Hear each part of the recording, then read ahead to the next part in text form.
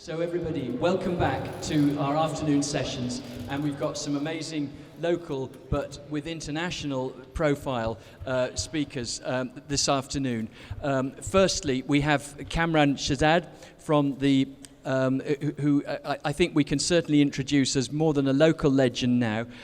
Kamran has done amazing work with the Bahu Trust, one of our local mosques, which is the only mosque, this is incredible to me still, but it's the only mosque internationally, which is an accredited observer at the United Nations summits, the COP summits, from Glasgow, etc., and at the Nature Summit in Montreal, the second parallel threads of COPs. I think it was COP 15 in Montreal, and Kamran's work was referenced, presenting the Balsall Heath nature map we were hearing about just before lunch, of which Kamran was one of the originators and prime movers.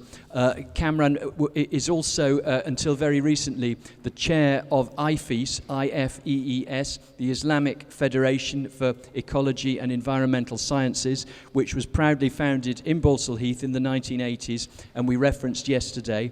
And Jules Thompson, who was speaking yesterday about the iFarm and Norfolk. The other thing he's part of, the Climate Majority Project, has a declaration just up on one of the banners over here, which is signed by Faisal Khalid, the founder of IFES. So without any further preface from me, I want to hand straight over to Kamran. Please welcome Kamran Shezad. Thank you very much. Do you mind if I take a seat rather than stand? If that's okay with everyone? Yeah? Thank you very much. Bismillahirrahmanirrahim. It's quite strange sitting in this place at the moment, because I remember when I was 5 years old. Actually, I'm going to sit up here if that's okay, because I feel too. I learned to swim in the swim mats, and I was at Clifton Infant School at the time, and the movie Jaws was a thing, so I was really scared of water. So Mrs. Brody, who was my teacher at that time, I remember she brought me here, and I think for once I was in the pool, and I just loved it. And now, who'd have thought 40 years later I'd be sitting inside the same pool talking about communities, but it just shows the history of our communities and how things change over time and evolve, and how we use different spaces. And I just hope within the next few years that this is back to its glory again, and it starts creating new memories for my children and their children. I suppose Balsall Heath is quite special to me. I mean, I'm born and bred here. I was only born down the road, not far. A very famous, well, not famous, it's an unknown fact. My parents came to the UK in 1968. My father joined the railways. He did 35 years in the railways. But the fact is that my mother, in I think 1979 or early 80s, she was the first female business owner on Ladypool Road. Everybody talks about Raja Brothers and all the other businesses, but my mother's shop was called Fancy Wares, where I think Al Shabab restaurant is, opposite Al Badr. There used to be a bank then, I remember, and so Balsall Heath, is, even though I no longer live in Balsall Heath, I live in Small Heath, but I literally only sleep in Small Heath. Sorry, Shaheen. I literally just sleep there, but my whole entire life is just spent here in Balsall Heath, because thank you, I'd love that.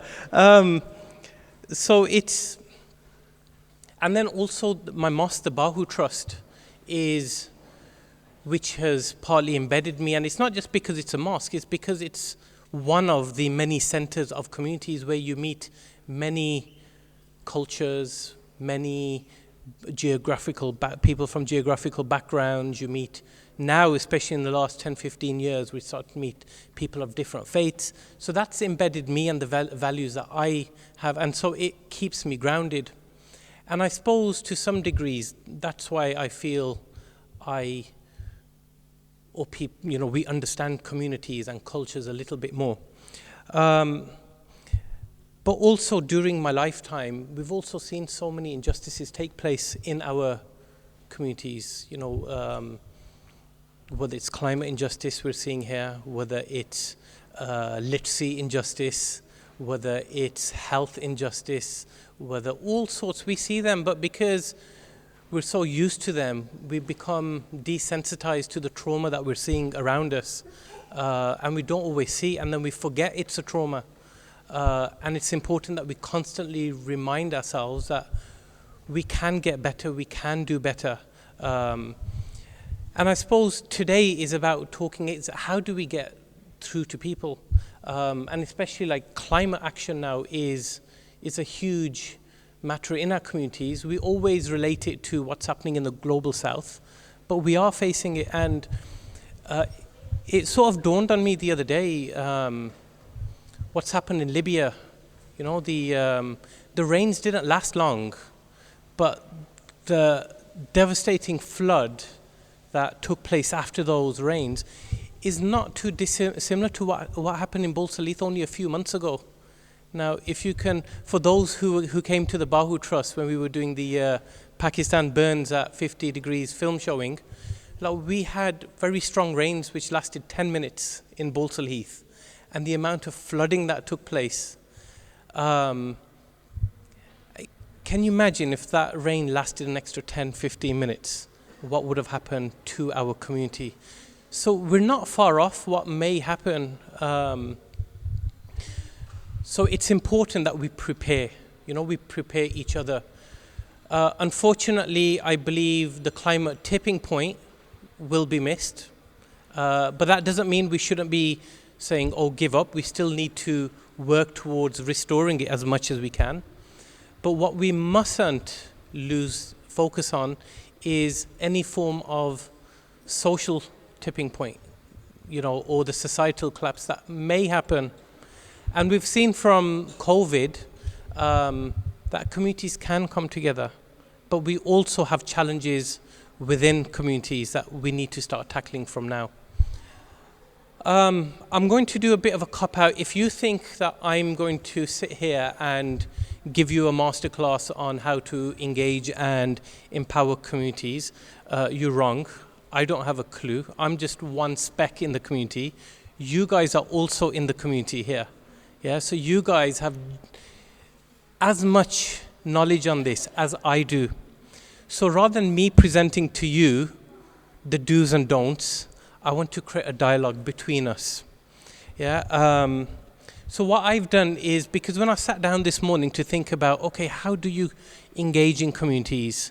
I think 100 different things came to my head. I didn't know which one was a priority because they're all a priority in a sense. So I've just picked 5. But what I want to do is, I'll mention one, I'll give 1 or 2 sentences, and then I also want to bring you all into it, whether you think I'm right, I'm wrong, does it work, does it not work? And then we'll sum it up, because ultimately we all have the answers. And that's what I want today to be about, not me being right, yeah, because I don't know.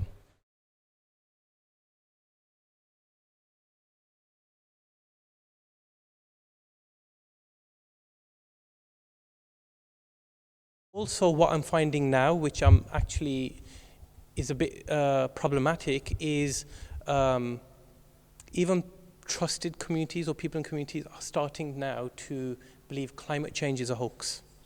I'm finding it more than I ever did before. People who I believe to be good people. And I don't blame them for that, because the issue isn't about climate change, it's about trust. Yeah, it's all about trust, not the science. Even science, people are not scientists. When the doctor tells you you have a cancer, you don't need to see the tumor. You go on trust. Yeah? But the moment you lose trust in your doctor, you never go back to that doctor again. Yeah? And we have seen throughout the last few years, whether it's Brexit, COVID, other issues, people feel lied to. People feel regulations are being used to control them. So I'm finding people feel switched off to climate change, and because they feel that it's something that they can't talk about, the immediate answer is it's a hoax. Yeah, and it's not always easy. I mean, I have this conversation, but there's no point me being angry about it. What we need to do is start thinking, okay, how do we reframe that issue and talk to them in ways that they can relate to and they can have a conversation. So, for instance, the cost of living crisis, the energy crisis, Footsteps, Dokir, Retrofit, Balsall, Heath, others are looking at this in a different way. Health is another way. How is it impacting people's health? And again, you don't have to relate it to climate change. You just have to talk about, like in our mosque, for instance, in the Bahu Trust, one of our most difficult tasks is changing the food, because we are very meat-based. And so if I talk about climate change, it's not going to help change their... in fact, if I want to put more vegetables, they'll accuse us, the management, of being more cheapskate. Yeah, vegetables are just as expensive, or they're no cheaper than meat. But the way we've started tackling it is, one, we've given them a health narrative, and secondly, a faith narrative. And it's taken us a little while, but we're getting there, and we're changing it. Same with, we use the economy, money. Again, my mosque, we have 22 Bahu Trust mosques around the country. 20 of them have solar panels, but it wasn't because of climate change. It was because some of us were able to make the economic argument to them.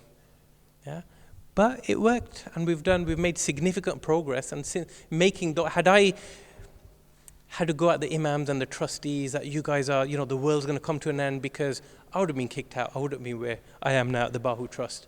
So it's important that when we are talking to people, we reframe the issue to what they can understand.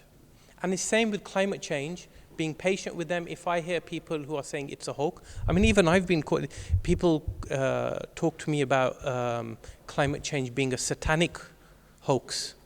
That bugs me more than the word hoax. The word satanic, it really winds me up. But I really understand, I do understand where they're coming from, and we just have to slowly win that argument. Anyone want to add to that? Because I want to because we've lost half an hour, I want to make up that time also. Sorry. God. About reframing the issue, I know where I work, our managers wanted us to go in 4 or 5 days a week to have that sense of community and cohesion at work, because I'm a social worker and it's quite a difficult, and we all said, a lot of the workers said, no, we need a better quality of life and work-life balance, so just keep it 2 days.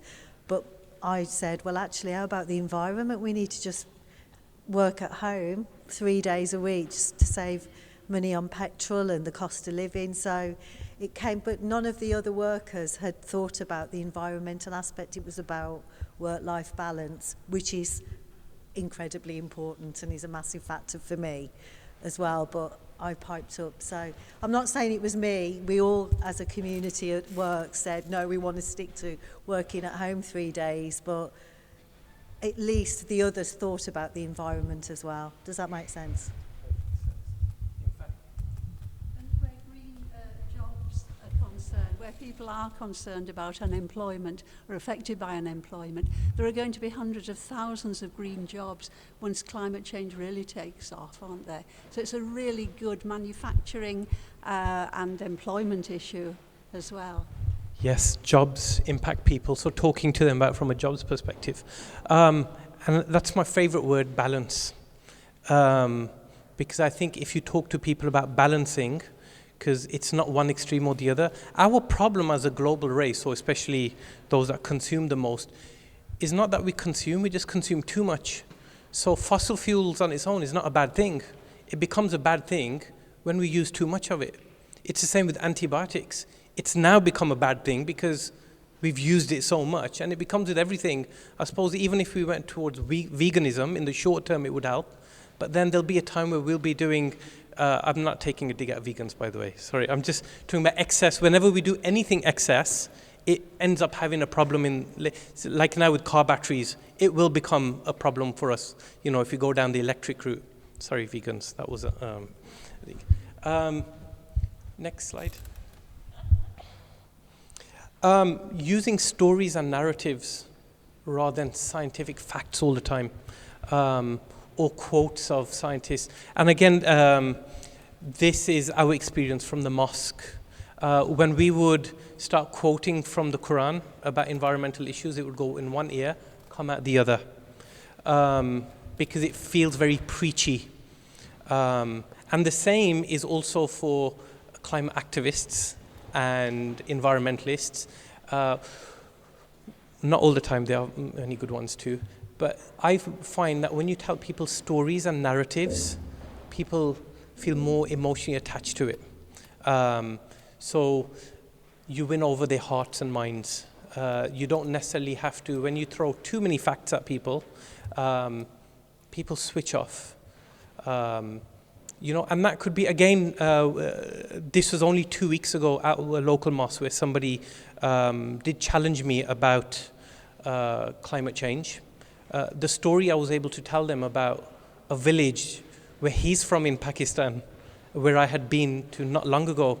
And I said, okay, don't believe the scientists, but do you believe local people when they tell you that this has never happened before, and now this is what's happened, and this is how many people have suffered? And it gets them thinking, and you do that in a way where you're not patronizing them, and it sinks in, and they won't give you the satisfaction of having won the argument. They'll say, oh, we'll discuss this later. But really, they're going away and they're pondering and they're thinking. So nobody has to win an argument straight away. But I find, especially, I think, obviously yourselves and Shaheen and Taz and all these others, they're very keen on storytelling, especially within cultures, whether it's poetry or art or sitting around a fire. Just tell each other stories, and it works really well in convincing people. Sorry. The community that you're working with, like in Bahu's trust, it sounds like initially they might have assumed or thought of you as a little bit airy-fairy, maybe. So I'm just trying to relate to this myself, really. So how do they see you now? Because when I approach a community that looks like me, dresses like me, but I can't relate to them, they can't relate to me. And I don't have the stories and some of the language. So I think I've got quite a journey, really. We have, haven't we?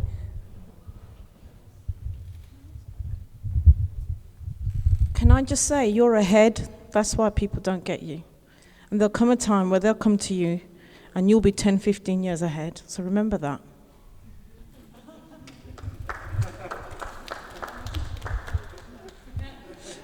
No, I fully agree. I started this work 10 years ago, and I'm having to reframe issues. So it's a constant, but I'll answer it after I get through my...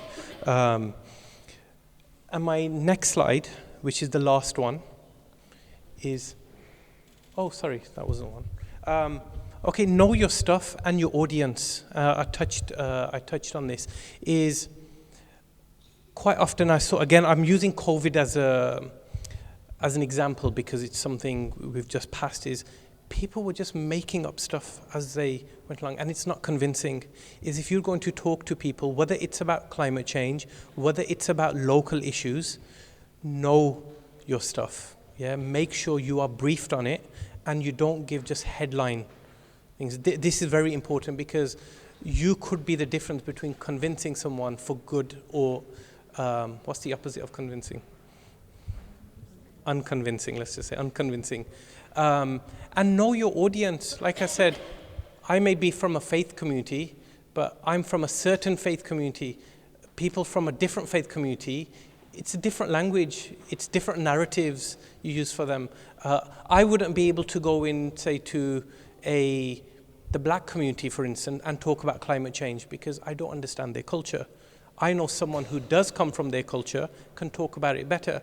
I know I prefer talking to the Muslim community about climate change and environmental issues more than I do to the interfaith community or the multi-faith community. Why? Because I know the words that matter. I know what really convinces someone. I know how to use the power of the language of that faith. But if I go to an interfaith community, I'm trying to speak to everybody but I end up talking to nobody. So it's important that you know your audience, you know who you're talking to, and you don't have to be the person talking. You can empower somebody else to do that on your behalf. Remember, it's the goal that's important here, not you or your personality. Yeah, so, it shouldn't, because quite often people want to be at the forefront all the time, or someone wants to be the face of things. Remember, it's not about us, it's about what we're trying to secure in the future, whoever that is. Okay, and my last is keep calm. All right? Sorry, I get this a lot. We're going to die in 6-7 years. The world is coming to an end. And on the other hand too, it's very important that we don't put panic into people. We don't put panic into ourselves. We don't know. We've got what the scientists predict, but we don't know what things. I don't think there's a specific deadline where once we meet that deadline, things come to an end. We have to adapt. But if we have destroyed each other by the time we've got there, then we're not going to do anything beyond. So it's very important, and this is something that Tokir constantly reminds us every time I hear him speak, is be compassionate towards each other. We don't know what the future looks like. We have predictions, but when we do get there, but it's not helpful. I find this on all sorts of people will either be arguing with each other, you've got people on this side, you've got people on that side, and we just need to sit and accept that people have different views and opinions, and not everybody is going to be on board. In fact, those who are on board will probably be able, it only takes a handful of people to do the things we need to be done, but then other people will have other roles. Again, I saw this during COVID, where even though there were those who were denying COVID, for instance, they were still doing what needed to be done to help other people who were isolating. Or there were those who were anti-vaccination, but they weren't anti-COVID. So it's not one versus the other. People have different views, and it's important for us to not just suddenly jump on them and saying, you're wrong, because we'll just end up annoying everybody else. So that's literally my 5 points that came to the top of my head. If anybody else has any other tips, and then we'll come to some question and answers. How long do we have, John, Amy? 5 minutes? 5 minutes. One way to combat climate anxiety, and there is a lot of it around, is not to keep going on about the problems, but it's to give the positive solutions. The wonderful houses like John's, this room, even some of the corporate successes, and even some of the corporate big company successes. It's not all greenwash. Look at the positive. Look at what people are achieving to reduce carbon footprint, and that says a lot to people that it can be done, and I don't need to sit here worrying and biting my nails and feeling anxious. It's a good point about climate anxiety, and I think it's fair to say it's not only climate anxiety that's hurting people. All sorts of anxieties are hurting people, and a lot of it is linked to the climate crisis. I used to have it. I used to go through climate anxiety. I don't anymore, and a lot of that is to do with my faith. Because I know this world is small in comparison, to everything else in our universe. And as long as I do what I can and everyone else does what they can. But ultimately, is how do we convince people about a positive future? So work like the Retrofit Balsall Heath to get people working towards a future where people are in a neighborhood together, where they're prospering together, they're being successful together. But we need to build on trust. People have lost trust in governments, in authorities. People have lost trust in corporates. People have lost trust in scientists. Unfortunately, we have a trust deficit that we have to somehow make up. I don't know how we're going to do that, but it starts here. We work within the 4 walls that we do have control of. Then we work on the next room, and then the next room after that. And we just take it from there. That's how. Okay. Any other question? No. Shaheen, I'm just going to answer your question. I don't think I'm quite there yet, by the way, even within my own mosque. And I'm not expecting to be there in next 10 or 20 years. I don't know. What I do know is slowly by slowly, I am bringing people along with me. Like yesterday, we had a strategy meeting for the next 3-4 years in the mosque. And I was so pleased that other people asked me, how do we green up the mosque? It wasn't me who mentioned it. So it's a simple nudge theory. And also, it's not being patronizing to people. So it's a slow burner, but like Naseem said, like you're already ahead and you don't need to prove that to people. Just keep doing it. People, I find, especially my community, it's like within, is when people need help, they'll come to you. Don't force it on people. They'll come to you and say, oh, can you help us on this? Can you help us do this? With, our mosque partly helped with the retrofitting. Like all we did, we were involved in identifying. All we did was just convince people it's the right thing to do. That was enough for us, just to give everyone that, okay, if the mosque is saying, same with Sheikh Nuru, for instance. I remember he gave a speech saying, I don't have a clue what retrofitting is, but it seems like a good thing.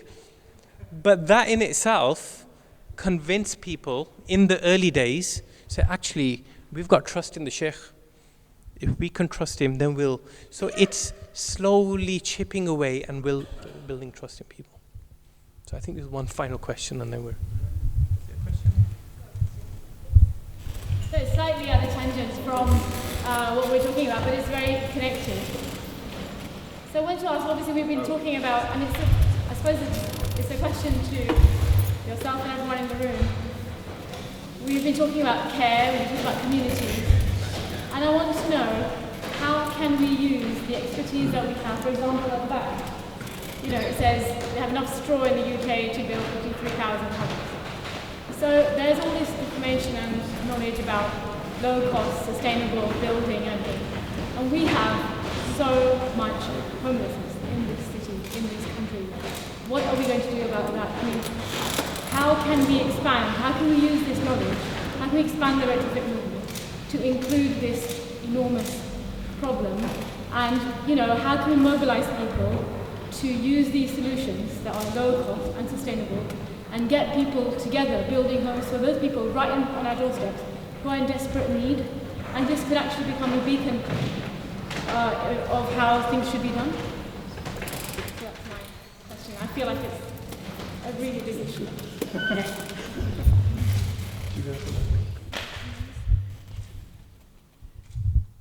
Well, I definitely don't have a quick answer to that, of course. Otherwise, I guess we would have we would be there. But I just guess one link in the festival, bringing us back to the theme of the festival, is really about land, material, and people. And one of the things that we get locked into is that we've got the materials, we've got solutions. We know how communities can build homes locally through straw, through technologies like WikiHouse and many other things that we know.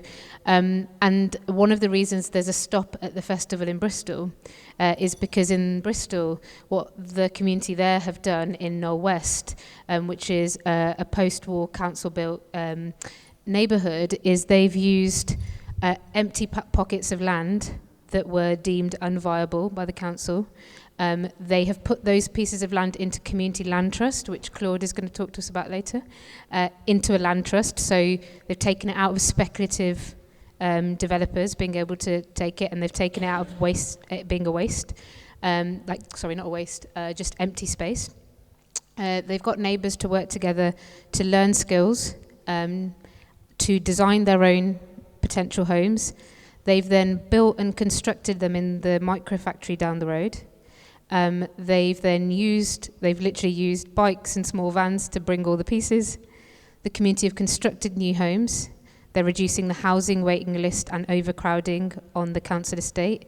and they're starting to now move into other such solutions like that. And now it's not me saying that, I'm telling you the story because it's really easy all of a sudden to just say, we'll have that land and we'll have this over here and we want to do this. But you're absolutely right in that all the issue isn't in a lot of this work isn't that we don't have all the different facts. We know we have alternative materials. We know there is underutilized land. We know there are deep skills and huge wisdoms in our neighbourhoods. We know there's a deep care for the big social challenges. And, many people say that one of the biggest challenges of our time is trying to orchestrate all of that. And let's not pretend also without not just the orchestration of all of that and organising, it's also some of the large corporate interests that see land as a speculative asset, like something they can make money off, not a human right for homes and dignity and nature, etc.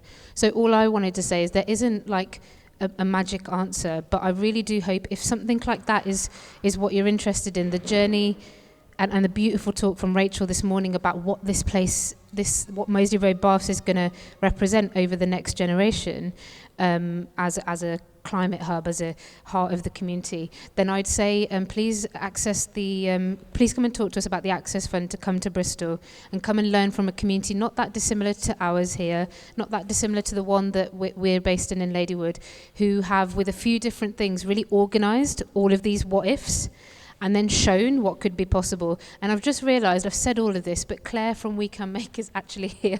There you are, Claire. Claire's just started there, but that's like one example. So I hope that these questions that are coming up, the reason why I jumped in is like if they're coming up, please put them on a post-it or ask one of the illustrators to illustrate your what if, because some of this is putting together lots of pieces of a puzzle that the answers are there for, but they're not all jammed together yet. And hopefully in the panel after this next talk, there's also a little bit about how other communities like Claude in Leeds or some of the work that my colleague Magda and some of the team are doing in Ladywood, and others will talk about like the journey there and developing those skills and unlocking that imagination. So not trying to say I have an answer, but what I do say is when we're talking about dreaming, we're often not talking about radical utopias that are just hundreds of years away, although I love them, love a bit of sci-fi, love a bit of being able to go there. We're also talking about putting the pieces of the puzzle together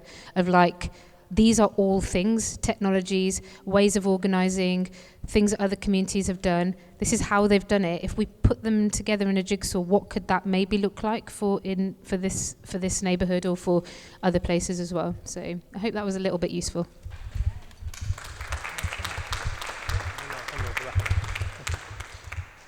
Just final concluding remarks from me. Unfortunately, we live in dangerous times for us, I believe, where if we do reimagine, we try to think something differently, we're seen as a threat to society. We've seen it, I'm not going to mention any names, but we've seen political leaders wiped out because they reimagined a different system. And they were wiped out as a threat to this country. I don't follow any particular party, but I saw how things, same with communities find it difficult to be able to do things differently because they're always fighting a system. Who is that system? We don't know. And we have that issue on a local level, on a national level, on an international level. We see at COP, look who's running the next COP. It's the CEO of one of the world's largest fossil fuel extractors. And so it is difficult to do that. And so it's very important that we also engage in politics.